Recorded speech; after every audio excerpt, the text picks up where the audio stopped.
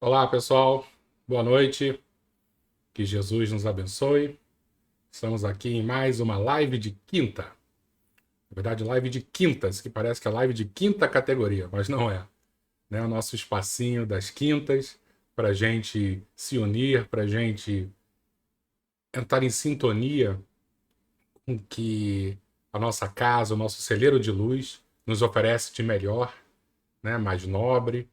Possamos pensar naquele jardim, no quintal, no salão da reunião pública, na sala azul, voltar com os nossos corações ao ambiente tão abençoado.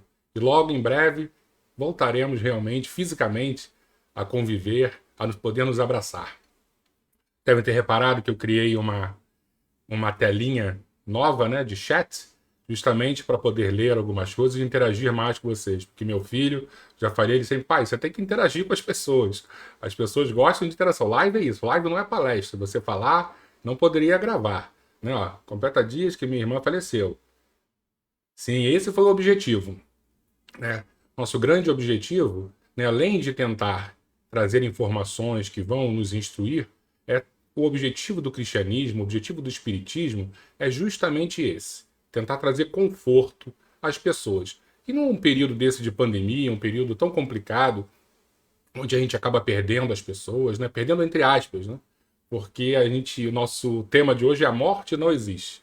Então, quando a gente acha que está perdendo as pessoas, é muito importante que possamos nos reunir em torno desse tema tão abençoado para justamente acalmar os nossos corações.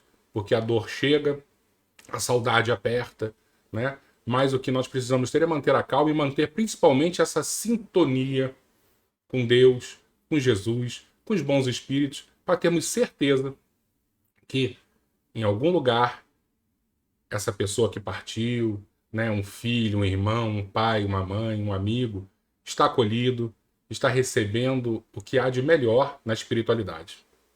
Boa noite. Eu estou com a minha vista, né? Eu coloquei uma tela pequenininha, mas eu vi que foi o Alberto, tá uma letrinha verde. Boa noite, Alberto. Que Jesus nos abençoe. Deixa eu ver quantas pessoas nós temos já aqui, para a gente já dar iniciar. Para poder iniciar a nossa pequena explanação e depois vamos abrir para as perguntas. Eu acho muito importante a gente também abrir esse espaço para perguntas e respostas justamente para tirar nossas dúvidas. Ok? Então o que eu pensei em fazer? Eu pensei no seguinte: contar uma historinha, né, que aconteceu comigo, e depois dessa história, durar uns 8, 10 minutos. Depois dessa história, a gente começa a responder as dúvidas que ficaram. Pode ser assim? Eu acho que vai ser interessante, porque a gente dá uma contextualizada, a gente abre com uma experiência que eu tive, né? Eu pensei em trazer algumas histórias de nosso lar, algumas questões do livro de André Luiz, né? Para quem não sabe, André Luiz é um espírito que escreveu com Chico Xavier diversos livros sobre essa vida no mundo espiritual. Então ele tem a série André Luiz, que tem essa pegada, tá? Como é que as coisas funcionam no lado de lá, tá? E aí eu pensei, eu vou falar um pouquinho sobre o nosso lar. Mas nosso lar, acho que provavelmente muitas pessoas já leram o livro, já viram o filme, né? E eu falei, poxa, vou ser repetitivo. Então eu tive uma experiência uma vez, bem interessante, e eu acho que vale muito a pena eu compartilhar com vocês. Deixa eu ver aqui. Ok, 20 pessoas. Vamos então mudar de tela e começar, tá bom? Então o que aconteceu? Para quem eu preciso antes de fazer dois esclarecimentos. Em primeiro lugar, minha mediunidade não é aquela mediunidade de que a gente está acostumado a ver numa casa espírita, né? Pessoas médios que vêm, que ouvem, que sentem cheiro, que psicografam. Eu sou quase uma pedra. Mas, ao mesmo tempo, eu aprendi com esse tempo que eu acabei frequentando a casa espírita a identificar algumas questões mediúnicas na minha vida. E uma delas é sonho. Né?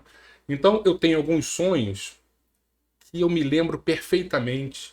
Eu tenho algumas comunicações bem interessantes, alguns sonhos premonitórios. Provavelmente alguns de vocês devem ter também. E eu aprendi que essa é a minha mediunidade, é a minha forma, é a forma de eu me comunicar com os espíritos. E uma bela noite, estava eu dormindo e de repente eu me vi andando numa rua. E essa rua, a informação que me foi passada, né, o simbolismo dessa rua, que ela estava dentro de uma região bem densa, onde nós chamamos assim de umbral, né? Aquele umbral que o espírita morre de medo, ainda mais depois do filme Nosso Lar, quando a gente vê aquele umbral terrível, todo mundo fica apavorado, o espírita morre de medo de umbral. E eu passava por dentro de uma região assim muito parecida, que eu consigo identificar como umbral. Mas passaram alguns metros, eu me encontro em frente a uma grande fortaleza, como aqueles castelos, né, aquelas fortalezas da Idade Média, um portão, e esse portão se abre. E eu sou recebido por uma pessoa assim, muito tranquila, muito educada, era um senhor de pele bem branca, de olhos claros, cabelo claro, uma figura nitidamente bem europeia. E eu continuei, deixa eu só colocar aqui uma informação para quem estiver chegando agora saber o que está acontecendo. Isso. E eu tive a oportunidade de entrar nesta fortaleza. E que para mim eu dei o nome de Abrigo de Crianças. Vocês vão entender o porquê. Seguindo por dentro dessa fortaleza, eu já estava sozinho. Agora eu vou começar a me referir como um abrigo de crianças, né? Seguindo neste abrigo de crianças, eu de repente eu chego numa área que era uma área que parecia uma praia. E eu achei bem estranho uma praia tão próxima ali. E eu, com a curiosidade, né? Para mim ainda era um sonho. Com a curiosidade que eu estava sentindo, eu coloquei o pé na água, a temperatura estava tranquila, e tinha umas pedras, aquelas pedras que ficam realmente à beira-mar, e elas todas tinham limo, só que era um limo azulado, não era aquele limo verde que a gente está acostumado. E quando eu coloquei o pé na pedra, esse limo fazia uma proteção, era como se a pedra tivesse um carpete bem acolchoado por cima, e ainda tinha um atrito que impedia que as pessoas caíssem. Então eu já vi duas utilidades para esse limo. Uma, protegia, não machucava o pé e ainda gerava um atrito para que não houvesse acidentes. Ali eu já vi que existe uma tecnologia, né, baseada na natureza para proteger as pessoas daquela região. Continuei andando e de repente eu vi uma grande construção, como se fosse uma igreja. Não era uma igreja porque não tinham símbolos religiosos, mas era um templo. E aí depois eu percebi também que lá dentro tinham leitos onde as crianças dormiam, refeitório. E quando eu olho para a torre dessa construção, tinha foto de uma mulher. E a cada passo que eu ia dando, e a cada ângulo diferente que eu ficava olhando para ela, ela se modificava. Vocês já viram aquelas figurinhas de antigamente que tinha hologramas que você pegava e ficava girando aqui? Aí cada ângulo seu você via uma face diferente? Era mais ou menos isso. E eu conseguia ver todas as encarnações desta mulher, que provavelmente devia ser a patrona dessa região. Patrona não, né? A matrona, né? Corrigindo. E aí, continuei andando. Um detalhe. Esse abrigo de crianças tinha música ambiente. Mas não era uma música clássica. Quem é mais velho deve lembrar da Enya. Vocês lembram da Enya, que tocava umas músicas meio que espiritualizadas? Não era a Enya, mas lembrava muito esse tipo de música. E eu fiquei maravilhado. E nesse momento eu já comecei a perceber que meu sonho estava com muita clareza. E aí eu vi que não era um sonho comum. Era como se eu estivesse ali mesmo. Claro, era eu mesmo, só que um nível de clareza de quem está desperto, quem está acordado. De repente, surge um barulho de criança e eu olho para o lado e eu vejo, sabe aqueles brinquedões de casa de festa? Era mais ou menos isso. São diversos brinquedões com muita criança brincando. Devia ser a hora do recreio delas. E aí eu olho para aquele espaço interessantíssimo. Deixa eu só ver uma coisinha aqui. Ok. Deixa eu passar aqui para ver. Ok. E aí eu passo, vejo aquela criançada toda correndo nos brinquedões. Só que os brinquedões, eles emitiam uma luz e que me deixou muito intrigado, porque era uma luz azulada muito bonita. E aí eu vi que o brinquedão, na verdade, eram troncos de árvores que compunham ali a região. Não era algo artificial que veio alguém, um marceneiro, e fez. Era a natureza mesmo que estava tão integrada no local que permitia que as pessoas que ali habitassem brincassem, as crianças brincassem e traziam uma paz, porque é como se elas estivessem brincando com muita união à natureza que existia. E aí, além de ver as crianças, que eram muitas crianças, alguns adultos estavam perto. Eu falei, vou lá conversar com eles. Nesse momento, eu já sabia que eu estava em algum lugar no plano espiritual, não sabia exatamente onde era, até hoje eu não sei, mas que não era um sonho. Eu estava com uma clareza indiscutível. Né? Porque às vezes no sonho você está sonhando, aí de repente você vê um elefante, o elefante vira um armário, e você não entende o que está acontecendo, não. Lá era tudo muito organizado na minha cabeça. Tudo muito claro. E eu vou conversar com as pessoas que estavam ali, os adultos. Chegando, eles já me olharam assim estranho, e eu percebi nitidamente que eles viram em mim o que os esotéricos falam, os espíritas falam, comentam, esse cordão de prata. Por quê? Porque eu não estava desencarnado. Esse fenômeno é a emancipação da alma. Eu consegui sair do meu corpo durante o sono e fui levado para uma região no plano espiritual. Mas eu continuava o meu corpo perispiritual ligado ao meu corpo físico. Eu não havia desencarnado para romper. E eles devem ter visto esse laço e olharam para mim com um olhar de surpresa. O que esse cara está fazendo aqui? E eu, claro, espírita, abusado, quis tirar uma onda. Quando eles perguntaram se eu sabia onde eu estava, o que eu falei? Lógico, eu sou espírita. Eu estou desprendido do corpo, conhecendo aqui essa região. Eles me olharam assim com uma cara meio de sem graça, né? Deve ter pensado, que cara é? Ele é abusado ficar falando isso com todas essas certezas. E eu fiz uma pergunta para eles. Essas crianças são todas daqui? E aí eles me responderam, não.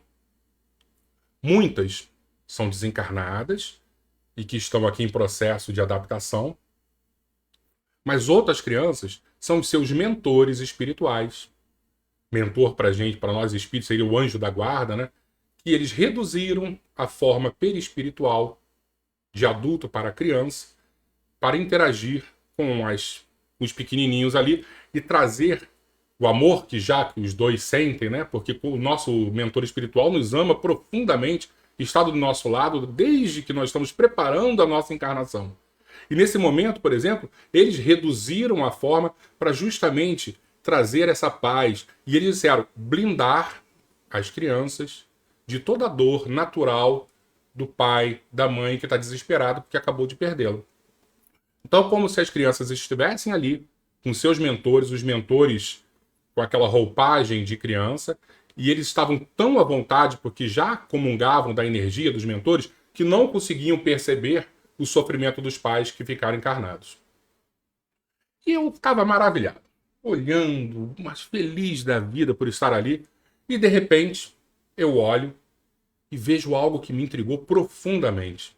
Era um mendigo que estava dentro da região. Eu fiquei pensando, o que um mendigo está fazendo aqui? Quando eu olhei para os adultos que estavam comigo e fui perguntar, eles estavam muito sem graça. Muito.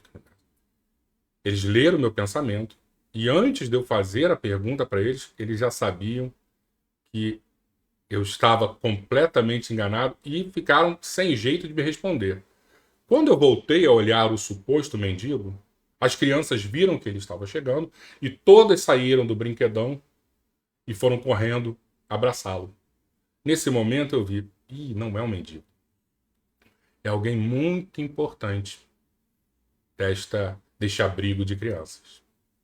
E fiquei muito sem jeito. Aquela quando você comete uma gafe terrível. Mas como ele estava longe, eu pensei, ele não percebeu esse meu pensamento. Só quem estava aqui pertinho deve ter percebido. E eu vou ficar na minha. Esse suposto mendigo, eu vou até colocar aqui uma foto que eu peguei de um suposto mendigo, pra vocês verem como é que eu não tinha que estar ali. Realmente o meu nível de preconceito não era nem para me deixar entrar ali. Era um guru indiano. Eu estava então numa colônia em que um dos grandes mestres ali era um guru.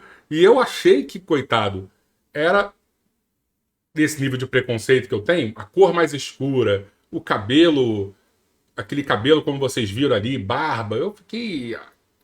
E eu falei, ai meu Deus do céu, o que eu fiz? E ele veio na minha direção e eu totalmente sem graça. Quando ele chegou muito perto de mim, parecia aqueles filmes de Hollywood, que a pessoa se transforma. E na minha frente, ele se transformou. Ele deixou de ser esse mestre, fisicamente, e se apresentou como aquele europeu que no início da minha entrada nesse abrigo, me recebeu com o olho claro, com a pele clara, com o cabelo claro, e falou para mim na maior naturalidade: se assim você se sente mais à vontade, não há problema algum. Aí eu falei, meu Deus do céu. Que nível elevado, né? Qualquer outro poderia ficar um pouco chateado, né? Não, mas ele não estava nem aí para esse meu preconceito. Ele queria também me acolher, me abraçar. Eu vou terminar aqui essa nossa explicação, porque eu deixei já bastante informação para a gente conversar e responder as perguntas.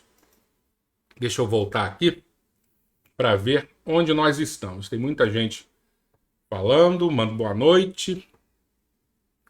Então vamos lá. Meu amigo Ari, Carla Barcelos, Gabriela, boa noite. Ana Maria, Luciana Carvalho falando que sonha bastante também.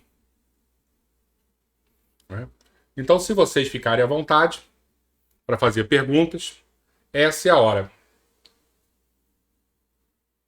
Lembrando que a gente citou proximidade com umbral, nós citamos colônias no plano espiritual, nós citamos cordão de prata, nós citamos comunicação, né? Eu me comunicava com eles falando, mas eles conseguiam ler o meu pensamento. Então temos diversas questões que podemos abordar. Vou dar um tempo para o pessoal escrever.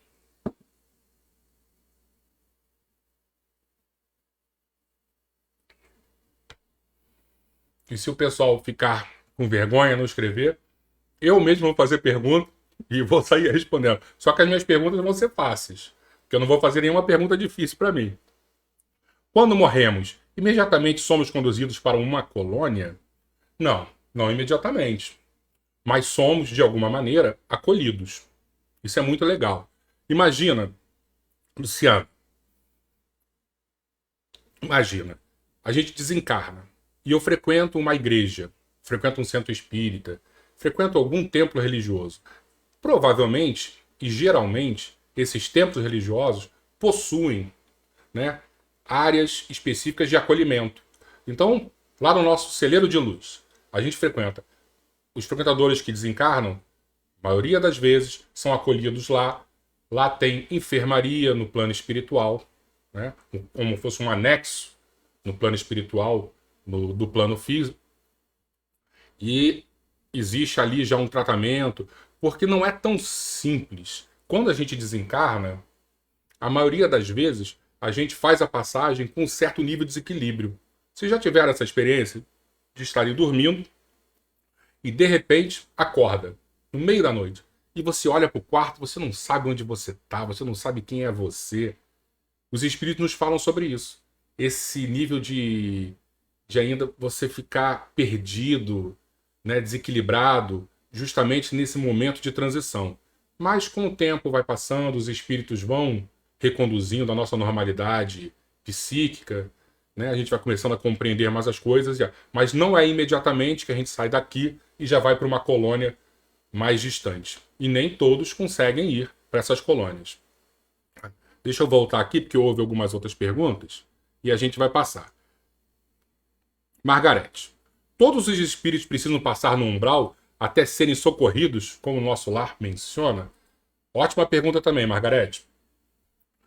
O nosso grande problema é que a gente tem uma certa incompreensão do conceito umbral, que parece que umbral para a gente é uma área específica de sofrimento, né? Como se fosse um inferno, um purgatório.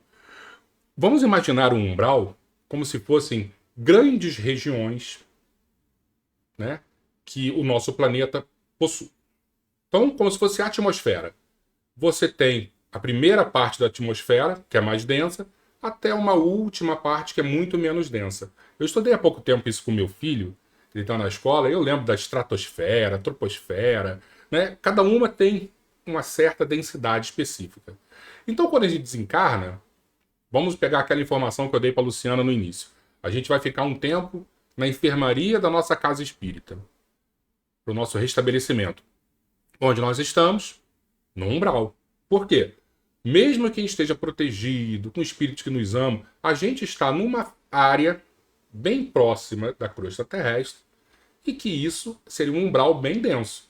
E aí, de lá, vamos supor que a gente recebeu autorização para irmos para nosso lar. Onde o nosso lar está? Também no umbral. Só que no umbral bem mais acima, mais rarefeito, vamos dizer assim, né? Para usar um termo que a gente conseguir entender, muito menos materializado, né? Com uma outra constituição física, mas ainda dentro do umbral. Um umbral mais leve. Então, umbral, todos nós vamos passar. Agora, se você quer saber se a gente vai sair e vai passar grandes sofrimentos, aí vai depender da vida que nós tivemos. Nosso lar, o filme, aparece lá o André Luiz no umbral e uma pessoa amarrada e outros dando chicotada nas costas dessa pessoa. Se a gente tem um escravo hoje em dia e dá chicotada nele, provavelmente a gente vai passar por isso. Mas acredito que ninguém aqui tenha seu escravo e dê chicotadas, né? Nós ainda estamos em fase de aprendizado, mas já estamos muito melhores do que éramos em vidas passadas. Então, não vamos ter tanto medo do umbral. Vamos viver em paz e harmonia para que esse nosso desenlace seja um contínuo desse movimento. Vamos lá, vamos voltar mais um pouquinho aqui.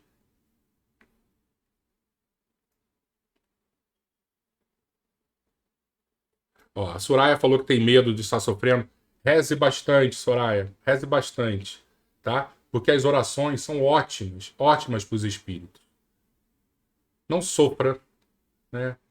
Tenha fé em Deus, reze, acredite que Ele está bem. Isso é muito importante.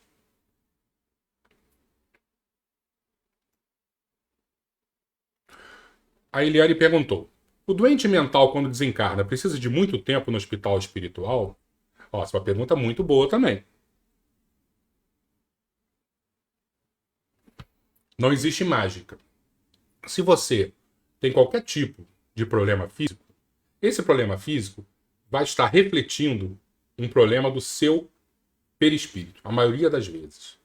Então, quando a gente desencarna e rompe essa ligação e o nosso espírito se afasta do nosso corpo físico, ele leva essas impressões. É como se esse nosso duplo, né, esse nosso duplo físico, que a gente chama de perispírito, continuasse com essa impressão da matéria desequilibrada. Mas, dependendo da situação, e a maioria das vezes sim, porque a pessoa já rompeu a sua necessidade kármica de passar por dificuldades na vida, cirurgias no plano espiritual acontecem e gradativamente a consciência vai voltando. Se a pessoa tem deficiência visual, gradativamente a pessoa vai voltando a enxergar. Não é de uma hora para outra, na maioria das vezes. Claro que existem exceções, mas na maioria das vezes existe esse passo a passo que vai acontecendo para o restabelecimento físico, vou dizer assim, bem entre aspas, né, físico do outro lado da vida. Vamos lá.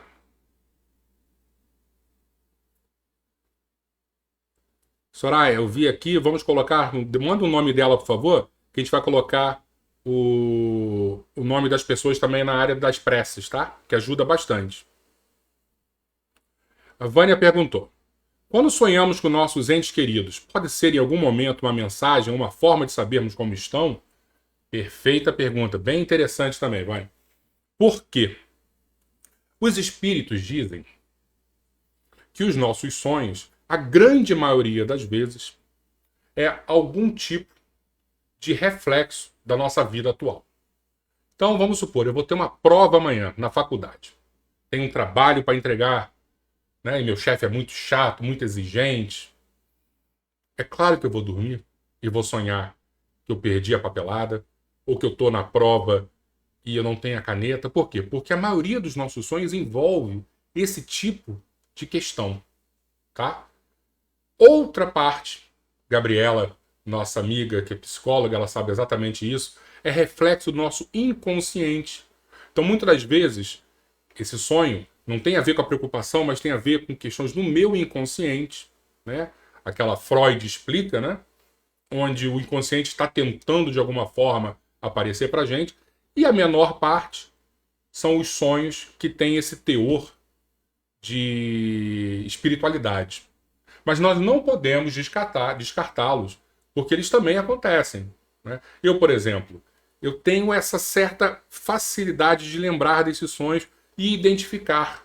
Por que eu identifico? Porque muitas das vezes eles acabam acontecendo, como se fossem sonhos premonitórios. Quer dizer que eu seja evoluído? Não tem nada. Mediunidade não tem nada a ver com evolução. Tá? Mediunidade tem a ver com o quê? Com algumas características que o espírito possui. Mas tem a ver com evolução, não. Senão todos os médios seriam bonzinhos. E a gente vê nitidamente aí médios fazendo grandes bobagens. Tá? Então, alguns conseguem lembrar. Então, se você tiver um sonho, pensa o seguinte. A maioria das vezes tem a ver com as nossas saudades, os nossos desejos, o nosso inconsciente, mas pode ser também um contato mais próximo do plano espiritual. Se o sonho for bom, o conselho que eu dou, acredite que é um contato. Se o sonho for ruim, acha que é só preocupação. Não leva isso para sua vida, que pode tirar a nossa paz de espírito.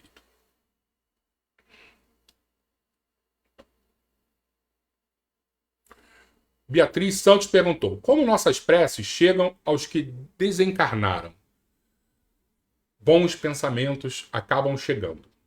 Então imagina, você está lá em nosso lar. Aí você está passeando no jardim. Imagina aquele jardim bem bonito. Né? Vamos imaginar que nosso lar seja assim realmente, maravilhoso, bonito.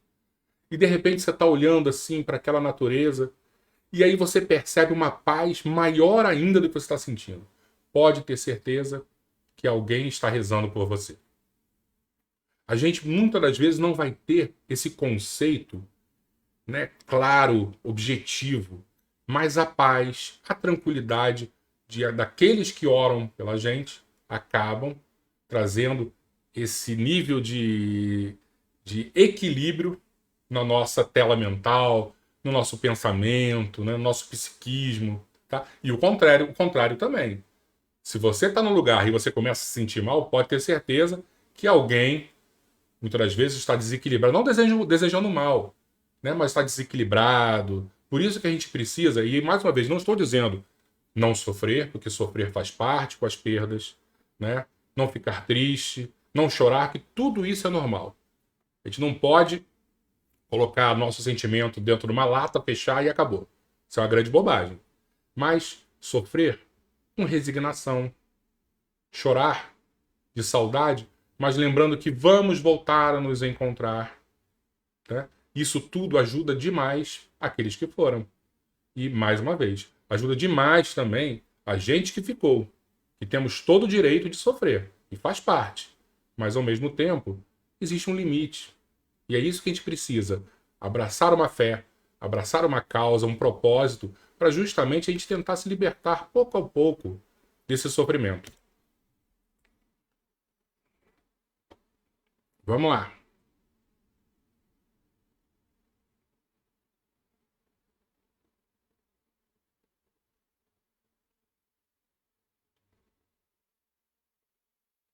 Eu ver.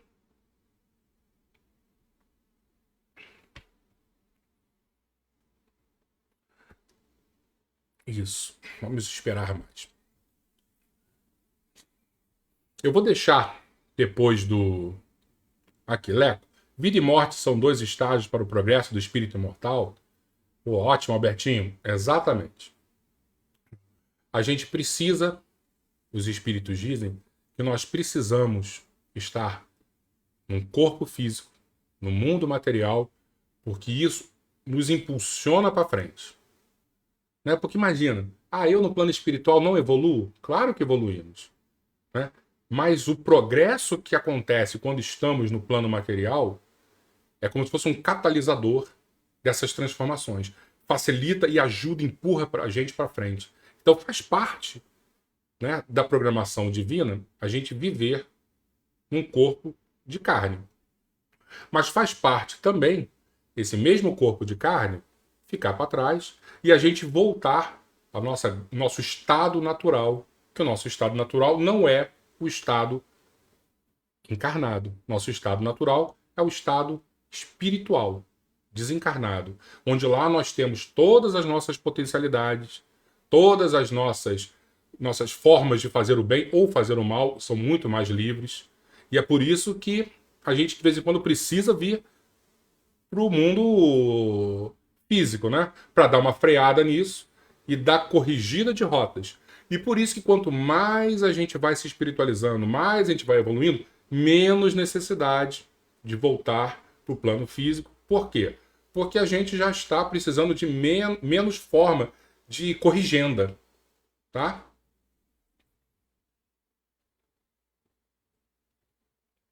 Os espíritas estavam esperando essa partida em massa do mundo?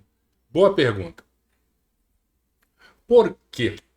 Porque é interessante, né? A gente, como religiosos, né, em geral, nós como religiosos em geral, nós esperávamos apocalipse, esperávamos guerras, tudo isso que quando você pega o Novo Testamento, você tem alguma predição. E os espíritas também, desde muito cedo, foram educados a acreditar que ia haver algumas migrações para essas formas de punição, né? E que, na verdade, isso sempre aconteceu. Quando a gente olha para o que o mundo está passando, o mundo já passou por questões muito piores. Muito piores. São ciclos que sempre vêm. Eu não consigo imaginar isso como algo, uma punição, como uma transformação forçada, mas como uma consequência desses ciclos que de vez em quando vêm e fazem a humanidade repensar.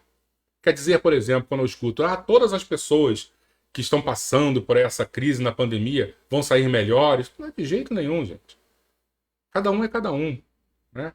Existem pessoas que vão sair melhores, existem pessoas que vão sair piores, né? Mais desequilibradas. O nosso grande objetivo é a gente conseguir, apesar de toda essa confusão, ter paz, serenidade, né? E conseguir dar um passo para frente. Esse é o objetivo. De vez em quando, na lei das transformações da vida, a gente recebe uns presentes de grego desse, brincando, né? E temos que aprender a lidar com eles. Mas os espíritas já tinham, sim, alguma ciência de que algo estava preparado para a gente. Tá bom? Olha, já são 7h34. O tempo voou, hein, pessoal?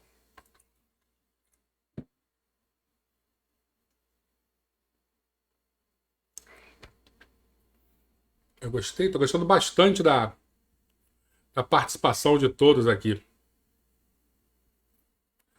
Oi, Lucilena, boa noite. Muito legal, né? Acho que a gente podia ficar aqui até 7h40. Então, deixa eu ver quanto tempo. Mais uns 5 minutinhos. Tentar para responder mais umas 2, 3 perguntas, hein? O que vocês acham?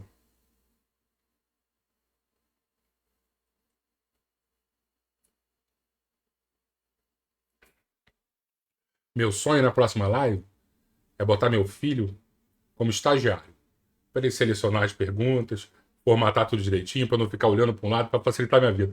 Mas ele resolve jogar dominó com a mãe uma hora dessa. E eu não posso colocar ele aqui. Né? Mas faz parte. Jogar dominó vai ser muito melhor para ele do que ajudar o pai na live, né?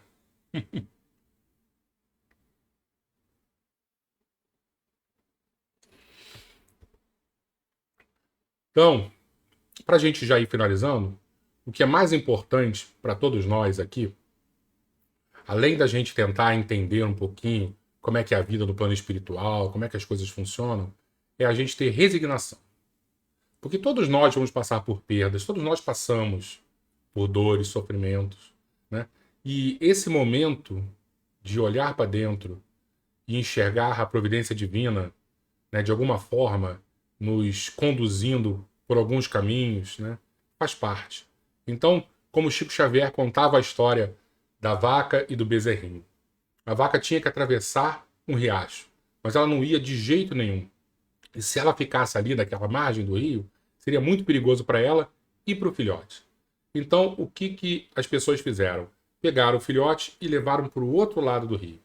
Ela ficou tão desesperada com esse afastamento que ela foi e atravessou o rio. Será que às vezes essas nossas perdas, né, as nossas dores, os nossos problemas tão sérios não são essa oportunidade que Deus nos dá? Olha, meu filho, está na hora de você atravessar o rio. Quantas vezes você continuou desse lado, nessa margem, e essa margem não tem nada mais a oferecer a você? Agora é hora de você enxergar o outro lado, né? Então, por pior que seja, e a gente sabe como as perdas são duras, vamos ter fé. Vamos se enxergar em Deus, aquele arquiteto que mostra pra gente, né, que precisamos dar esse passo tão importante. E geralmente esse passo é a nossa espiritualização. Quando o Alberto falou sobre vida e morte, esse ciclo, né, que faz parte, nosso objetivo nas nossas vidas é a espiritualização. A gente precisa se afastar cada vez mais do velho homem, daquele ser que é regido por instintos, e agora buscar o quê?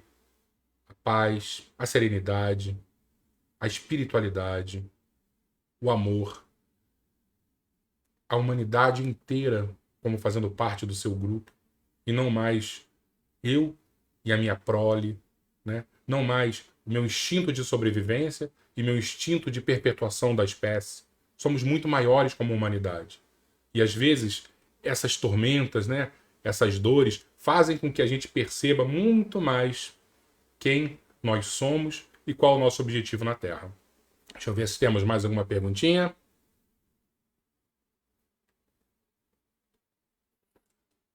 Eu acho que o pessoal já está realmente cansado de fazer pergunta. Estamos chegando no final. E lembrando sempre que a nossa casa espírita, ainda estando muitas das vezes com os portões fechados, justamente por essa questão de pandemia, ela recebe todos os corações. Quem estiver com algum problema, manda uma mensagem pela página do Facebook. Vai ter sempre alguém lendo, respondendo. Às vezes vai marcar uma conversa pessoal para a pessoa, né? Porque às vezes esse virtual aí não é o mais indicado, né?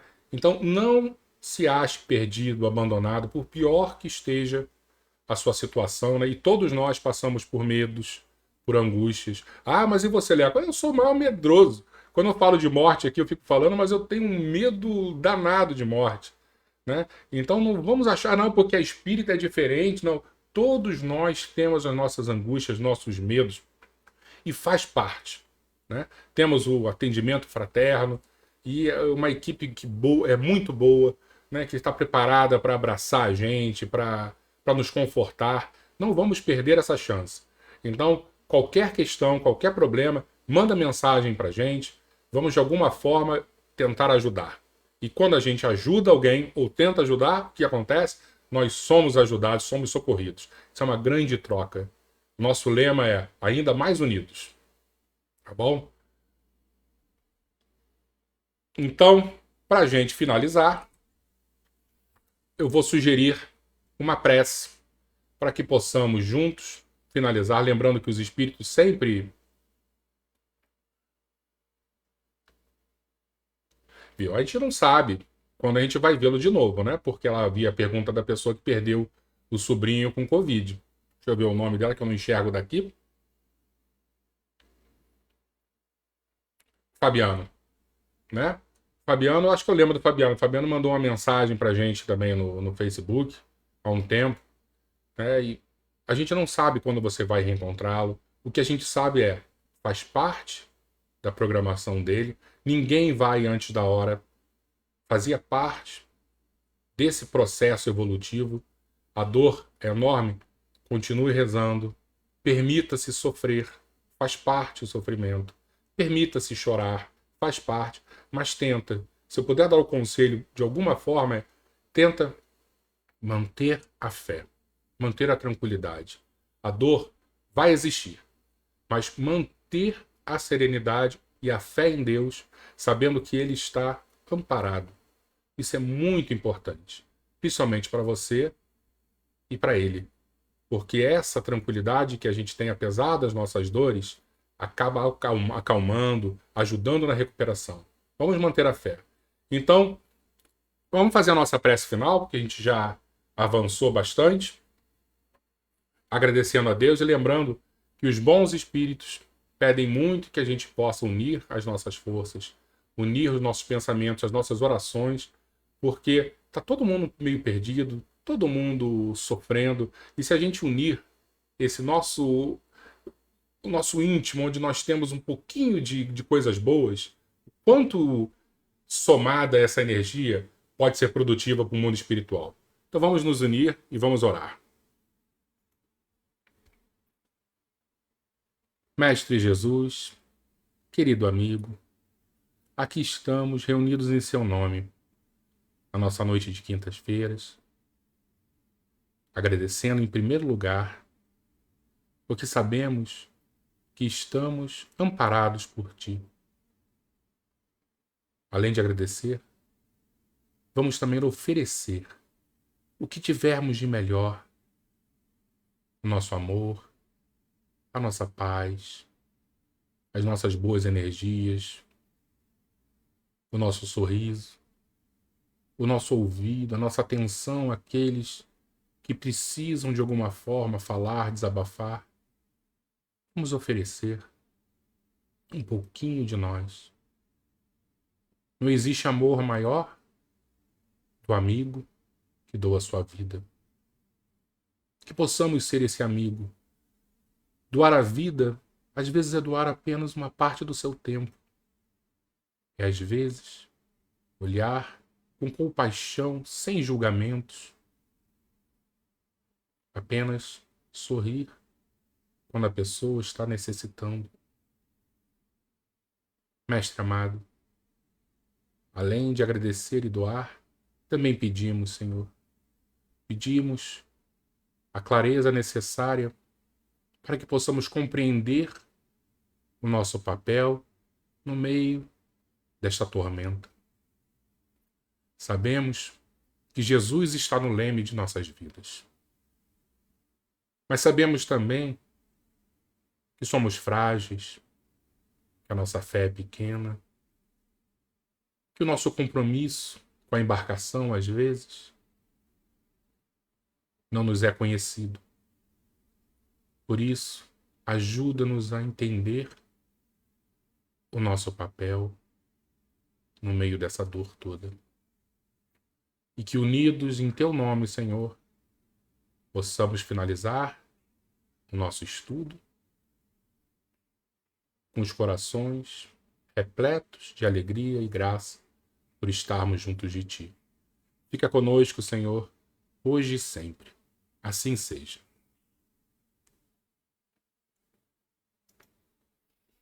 Obrigado, pessoal. Que Jesus nos abençoe e que possamos realmente unir os nossos corações e entendermos onde nós estamos, qual é o nosso papel no meio dessa tormenta. Vou colocar agora uma oração final para quem ainda está aqui, para a gente ouvir uma poesia e depois um Pai Nosso. Boa noite, fiquem com Deus e que Jesus nos proteja.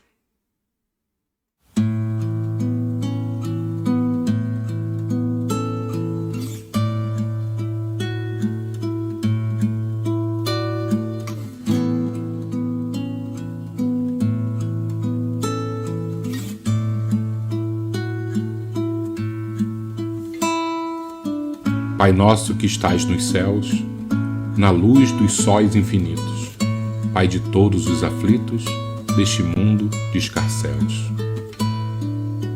Santificado, Senhor, seja o teu nome sublime, que em todo o universo exprime concórdia, ternura e amor. Veio ao nosso coração o teu reino de bondade, de paz e de claridade na estrada da redenção. Cumpra-se o teu mandamento, que não vacile nem erra, nos céus como em toda a terra, de luta e de sofrimento. Evita-nos todo o mal, dá-nos o pão no caminho, feito na luz, no carinho, do pão espiritual. Perdoa-nos, meu Senhor, os débitos tenebrosos, de passados escabrosos, de iniquidade e de dor. Auxilia-nos também nos sentimentos cristãos, a amar nossos irmãos que vivem longe do bem. Com a proteção de Jesus, livra nossa alma do erro, sobre o mundo de desterro, distante da vossa luz. Que a nossa ideal igreja seja o altar da caridade, onde se faça a vontade do vosso amor, assim seja. Pai nosso que estais nos céus, santificado seja o vosso nome. Venha a nós o vosso reino, seja feita a vossa vontade, assim na terra como no céu. O pão nosso de cada dia nos dai hoje. Perdoai as nossas ofensas, assim como nós perdoamos a quem nos tem ofendido. E não nos deixeis cair em tentação, mas livrai-nos do mal. Amém.